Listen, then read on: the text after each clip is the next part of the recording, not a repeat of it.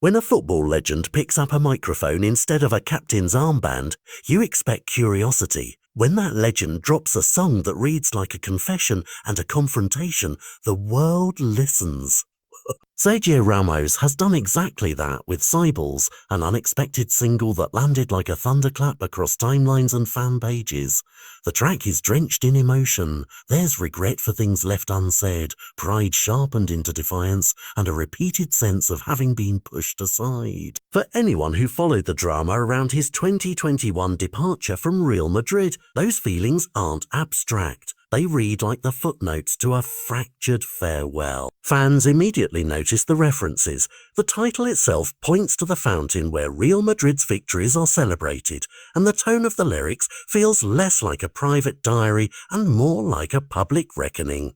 Within hours, the song was being shared by supporters and critics alike, replayed in comment threads, dissected in live streams, and used as the basis for heated conversations about loyalty, leadership, and the price of greatness. To understand why a single song matters so much, you need to rewind to the end of that decade, plus chapter at the Santiago Bernabéu. Ramos left a career full of trophies, captaincy, and defining moments. His exit, however, was messy: contract offers, public confusion, and eventually a free transfer away from the club that had been his identity. That separation left two narratives.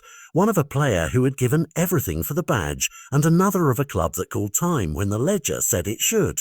Cyballs sits squarely in the space between those narratives. It's not merely a nostalgic nod to past glories. It's a voice asking why things ended the way they did, why decisions were made without him, and whether respect and recognition were truly mutual. In sporting culture, where reputations are carved out in press conferences and press releases, a song is an unusual vehicle.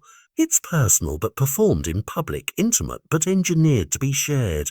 That mismatch is what fuels the story, a private hurt converted into a public test. Reactions have been immediate and messy. Supporters at home and abroad have replayed the track on loop, posting videos of themselves singing along at watch parties, tagging the familiar white shirts and the fountain where champions gather to celebrate.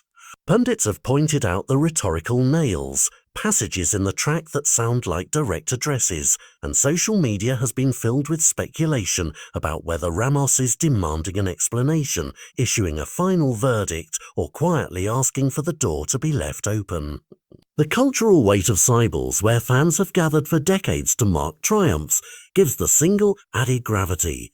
Invoking that place is like invoking the heart of Real Madrid's identity. Even for neutral observers, the story is compelling because it reframes a contractual dispute as a human story about pride, belonging, and dignity. But will the song force the club to answer? That's the critical question that separates gossip from consequence. Institutions often respond to sustained public pressure, especially when a beloved former captain frames his exit in moral terms rather than financial ones. Even if no formal apology or denial arrives, the narrative shift is real. The conversation now includes Ramos' voice on his own terms, and that changes where public sympathy sits. There's also a reputational angle for the club. How Real Madrid chooses to frame or ignore this moment will influence how future departures of club icons are perceived.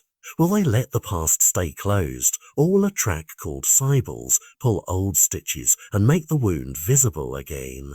Either outcome has ripple effects for players, presidents, and the mythos of the badge. At heart, this story is about the collision of personal truth and public spectacle. A song cannot rewrite contracts, but it can reframe histories, amplify grievances, and rally fans. For Sergio Ramos, Cyballs feels like an attempt to reclaim the narrative, to speak directly to those who cheered him and to the people who shaped the end of his tenure. For Real Madrid, it's a moment to decide how to treat the memory of a captain who left amid controversy.